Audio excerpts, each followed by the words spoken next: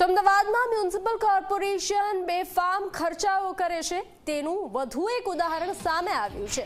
અમદાવાદ મહાનગરપાલિકાએ 6 વર્ષમાં temporary lighting પાછળ અધધ 18 કરોડ ખર્ચી નાખ્યા છે। વર્ષ 2019 થી વર્ષ 2024 દરમિયાન શહેરમાં અલગ અલગ 546 જગ્યાએ લાઇટિંગનો શણગાર કરવામાં આવ્યો હતો, જે માટે ખાનગી કોન્ટ્રાક્ટરને 18 કરોડ 66 લાખ 11,000 રૂપિયા ચૂકવવામાં આવ્યા। અલગ અલગ ઉદ્ઘાટન, કેમ્પ, સભા સહિત અલગ અલગ કાર્યક્રમોમાં આવી ટેમ્પરરી લાઇટિંગ લગાવાય છે, જે કાર્યક્રમ પૂર્ણ થયા બાદ કાઢી નાખવામાં આવે છે, જેની પાછળ થયેલા ખર્ચની વિગત એક આરટીઆઈમાં સામે આવી છે।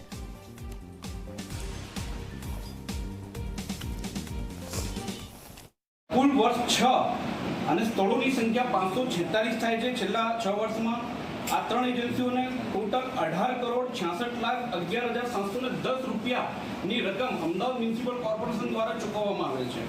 પ્રશ્ન એ ઊભો થાય છે કે અમદાવાદ શહેરનો જે હદ વિસ્તાર દિવસે ને દિવસે વધી રહ્યો છે, એ હદ વિસ્તારની અંદર બોપલ અને ગુમા વિસ્તારની અંદર Ahmedabad municipal corporation strong water line જે છે એ આજ દી સુધી 100% પૂર્ણ નાખી શકી નથી, અને એની સામે અમદાવાદ મ્યુનિસિપલ કોર્પોરેશન દ્વારા છેલ્લા 6 વર્ષમાં મરજિયાત સેવાઓ જે છે એની અંદર ટેમ્પરરી લાઇટ કરવાના કામમાં 18 કરોડથી વધારે રકમ ચૂકવવામાં આવી છે। જો કે આ સમગ્ર ખર્ચ અંગે જ્યારે સ્ટેન્ડિંગ ચેરમેનને પૂછવામાં આવ્યું તો તેમણે કહ્યું કે તહેવારમાં લોકો ઘર શણગારે તેમજ અમદાવાદ શહેરને પણ શણગારાય છે, અને તેનો ખર્ચ મર્યાદિત રકમમાં જ કરાયો છે। જો કે કોર્પોરેશનના આ ખર્ચને લઈને અનેક સવાલો ઉઠી રહ્યા છે।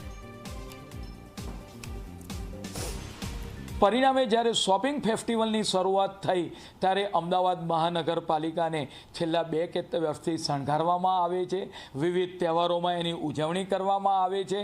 પરિણામે આપણે વાત કરીએ કે રાત્રિના સમયે લોકો આ લાઇટિંગ જોવા માટે નીકળતા હોય છે।